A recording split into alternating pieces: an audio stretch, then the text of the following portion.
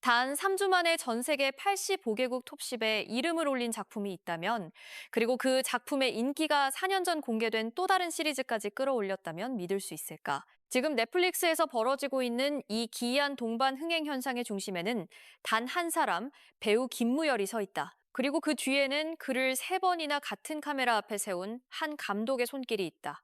이즈는 단순한 우연이 아니라는 분석이 나오면서 두 사람의 다음 행보에 시청자들의 시선이 쏠리고 있다. 넷플릭스 시리즈 참교육의 흥행이 공개 3주차에 접어든 지금까지도 꺾이지 않고 있다. 홍종찬 감독이 연출하고 김무열이 주연을 맡은 이 작품은 24일 넷플릭스 발표에 따르면 글로벌 톱10 비영어 쇼 부문에서 3주 연속 1위 자리를 지켰다. 단순히 순위권에 머무는 것이 아니라 대한민국을 비롯해 베트남, 대만, 싱가포르, 필리핀, 말레이시아 등 무려 19개국에서 1위를 차지했으며 전체 85개국의 톱10 리스트에 이름을 올렸다는 점이 더욱 눈길을 끈다. 이는 한국 콘텐츠가 특정 지역에 국한되지 않고 동남아시아부터 다른 권역까지 폭넓게 사랑받고 있다는 사실을 보여주는 수치다. 화제성을 객관적으로 집계하는 굿데이터 코퍼레이션의 펀덱스 순위에서도 참교육은 작품과 배우 부문 모두에서 상위권을 유지하고 있다.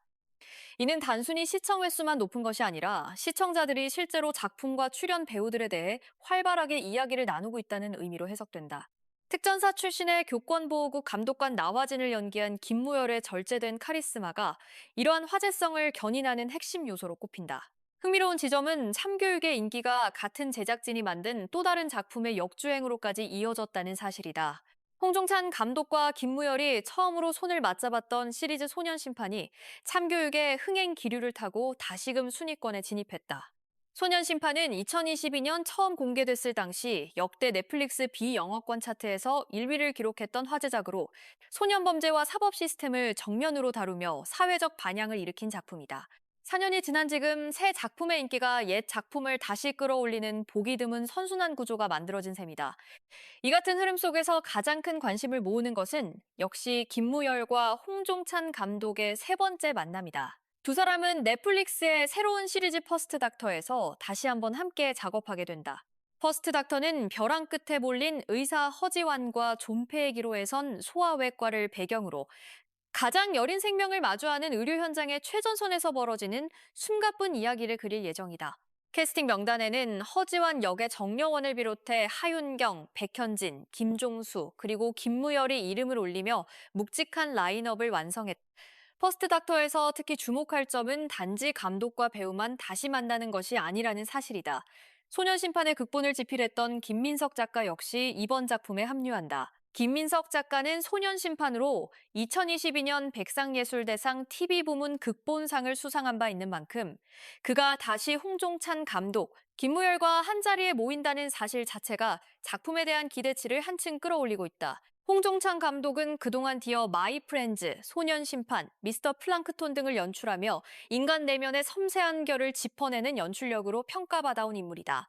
그동안 김무열은 홍종찬 감독과 함께하며 매 작품마다 전혀 다른 얼굴을 보여줬다는 점에서도 화제를 모은다. 소년심판에서는 소년들에게 기회를 주는 것은 결국 판사들의 역할이며 그들의 이야기에 귀 기울인다면 다시 제자리를 찾을 수 있을 것이라는 믿음을 품은 판사 차태주를 연기했다. 사회 시스템에 대한 신뢰와 인간에 대한 믿음을 동시에 보여주는 캐릭터였다. 이어 참교육에서는 정반대의 결로 특전사 출신 교권보호국 감독관 나화진을 통해 절제되면서도 강렬한 카리스마를 표현해냈다. 따뜻한 신뢰의 화신에서 차갑고 단단한 인물로의 변신이었던 셈이다. 이제 곧 시청자들을 만날 퍼스트 닥터에서 김무열은 또 한 번 전혀 다른 결의 인물로 변신을 예고하고 있다. 그가 맡은 역할은 마취통증의학과 교수 배수월로 앞선 두 작품과 달리 친근한 성격의 넉살까지 겸비한 인물로 설정되어 있다. 판사의 신념, 감독관의 카리스마를 지나 이번에는 의료 현장 속 인간미 넘치는 캐릭터로 돌아오는 셈이다. 소년심판 참교육에 이어 3번째로 손발을 맞추는 김무열과 홍종찬 감독이 퍼스트 닥터에서는 과연 어떤 새로운 시너지를 보여줄지에 대한 기대가 자연스럽게 커지고 있다. 업계에서는 이번 3번째 협업이 단순한 우연의 반복이 아니라는 분석도 나온다.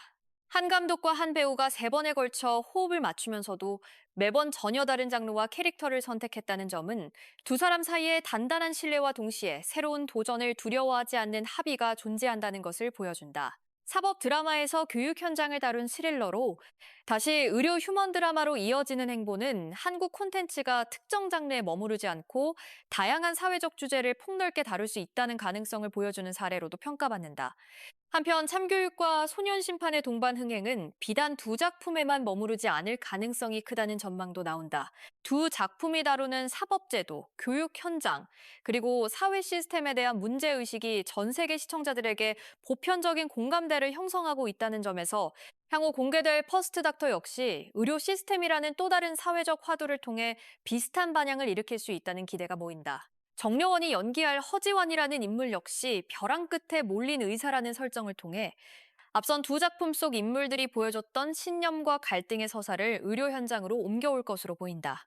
이처럼 한 감독과 한 배우의 세 번째 만남이 단순한 재회를 넘어 하나의 작품군으로 묶이는 흐름을 만들어가고 있는 지금, 시청자들의 관심은 자연스럽게 다음 작품의 공개 시점과 구체적인 줄거리로 옮겨가고 있다. 사법, 교육, 의료라는 세 가지 사회적 영역을 차례로 다뤄온 두 사람의 다음 선택이 또 어떤 사회적 반향을 불러올지, 그리고 참교육과 소년 심판이 만들어낸 이 보기 드문 동반 흥행 신화가 퍼스트 닥터에서도 이어질 수 있을지 지켜볼 일이다.